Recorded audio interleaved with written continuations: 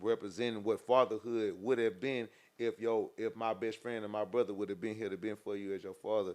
Niggas just got the whole game fucked up. So it's like me, I just want to take the opportunity that I have with the platform, the voice that I have, to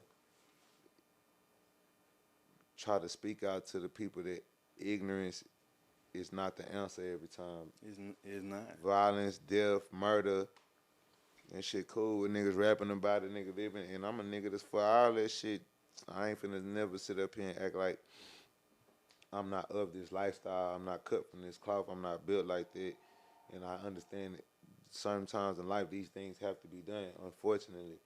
And motherfucker wish up under the sun that the whole world was perfect. Kumbaya, my Lord. And we could all hold hands and make music and be successful entrepreneurs and open businesses together. But the American dream is greed and dollar bills.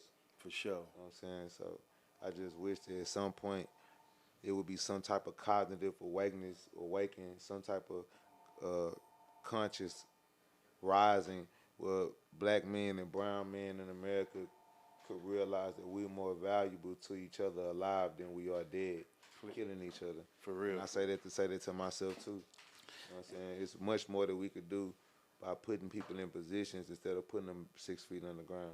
And you're not just talking this, you're really actually doing this. So. Yeah, I'm doing this shit. You know what I'm saying? I'm here. I'm in Memphis because I'm creating that underground railroad of young entrepreneurs and young black men and young men of color who just want to be successful and want to be greater. My relationship with Say So P ain't about nothing but being a superstar, a rapper, a made man. We have a studio together in Miami. Yep. We got small businesses that we've been growing together and shit.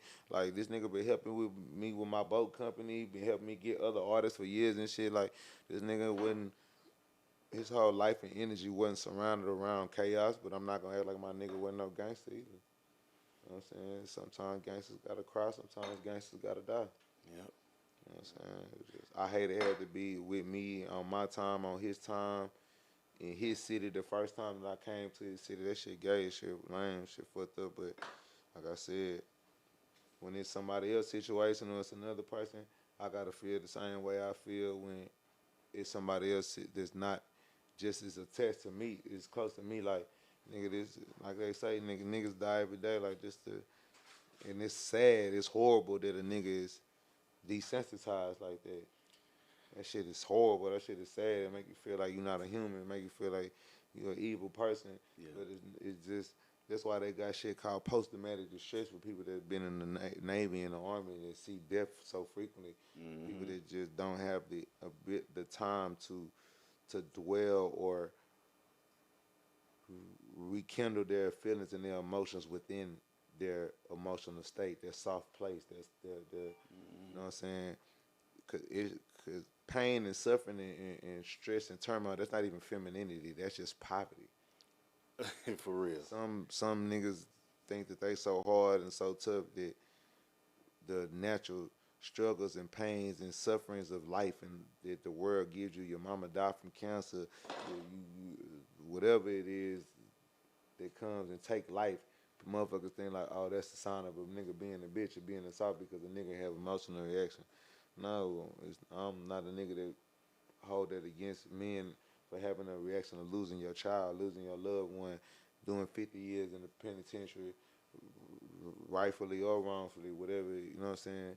But crying and tears just ain't gonna change the reality. It's not. This shit don't change what the reality is, and if you're a person like myself that gotta keep stumping and keep marching, just because we lost one soldier, we lost one territory of real estate, commercial, residential, we lost something in the war, we lost a battle. The war continues, the journey continues. Say, yeah. Like, we still gotta conquer, still gotta achieve. I hate I had to come, you know what I'm saying, be here on these terms. And that's what everybody was saying. They was like, why they had to hit Sauls? Like, you don't even understand. Everybody was like, everybody was just waiting on your response. Like, and then when y'all put that up, bro, everybody was like, yeah, nah, because everybody thought people thought I was going to hate Memphis for this. And yes, bro. Hold a personal vendetta against Memphis. Everybody thought it was a war coming. Yeah, we did.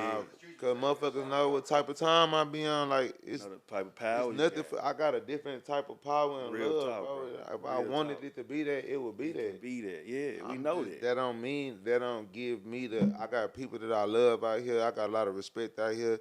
I got families and coalitions of different brothers out here from Bread Gang, my big homie Head Endless.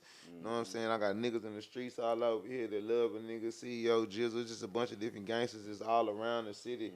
They got a personal love for me that has nothing to do with this particular situation at all. And they feel as if I was with them instead of my personal artist, this not when it happened to me. Real. Yeah. And by the way that it went, how can I say that that's not true? Because in reality, if just like I could say, I could start a war, the nigga could have took my life and I could be dead right now. And people that surround me, that love me or that feel these ways, would have had to make these decisions on their own. Now all they care about is getting their brother, getting their king, getting their leader back to his motherfucking kingdom, back to where I'm in my motherfucking battle station, where I'm in my place of command, and people can make sure that everything is done where it's supposed. Man, this shit so fucked with me. I got groups and groups. We talking about 300-400 Mexicans at a time. This grouped up with each other, calling me straight speaking Spanish. I talk to these niggas in English all the time. But right now, since I'm shot and this shit out on the news, they can't talk English right now. They did mad. I'm a beat you. They coming down there right now.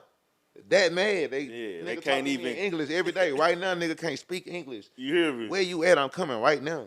Real talk. Just chill, bro. Hold on. I ain't no fucking hold on. I know people like family people. They calling like, Sauce, what are you doing? Like, why you haven't left yet? Like, I know they've been on you tough about that, but they know how you is though.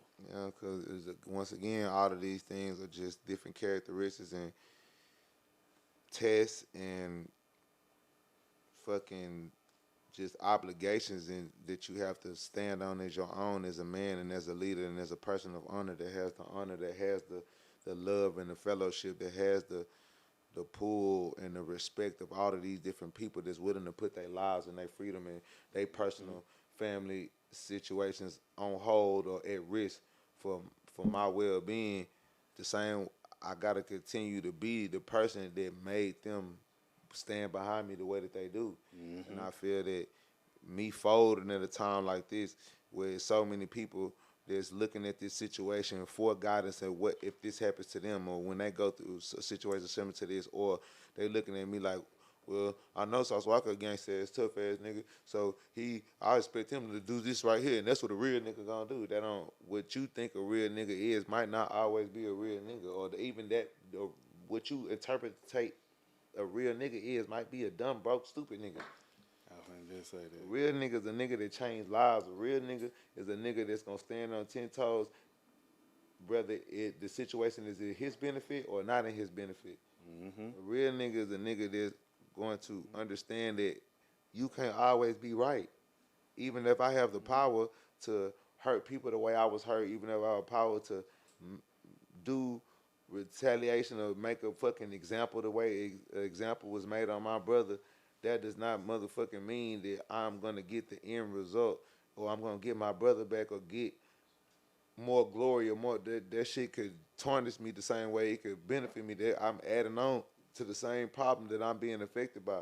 Now I'm creating more life and more loss and more turmoil in somebody else's life and somebody else, mama, cousin, sister, daughter, daddy. This nigga a father of somebody's kids. It's like, you know what I'm saying? Like we could keep in a continuous cycle going on in the whole city and state of people that possibly want to love and support where I am. They, you know what I'm saying? Love and support what me and my brothers have going on. And love the Sauce, love TSF, love Sauce Man, Peso, Sauce Wood Winning, the music that we make, the sauce that we drip, the pimping, the drip, and the ism. You know what I'm saying? Hey, man, say, man, never gonna play, man. You spit me out of there like niggas. Yeah.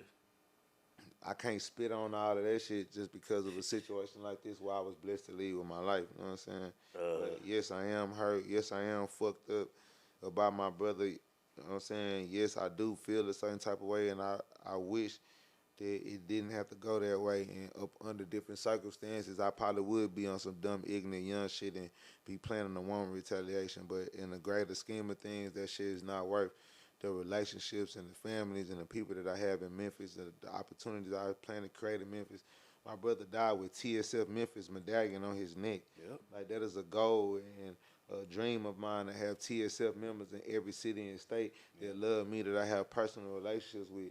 So, you know what I'm saying, me having TSF in Memphis and having a staple in Memphis and, you know what I'm saying,